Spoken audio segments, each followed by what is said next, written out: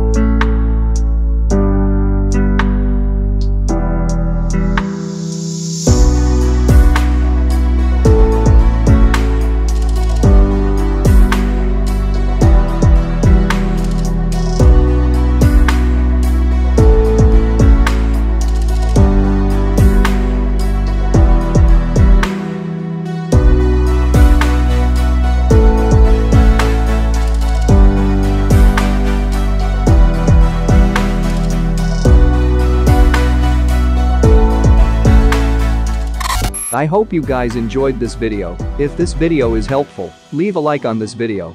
And subscribe to my channel. See you in the next one.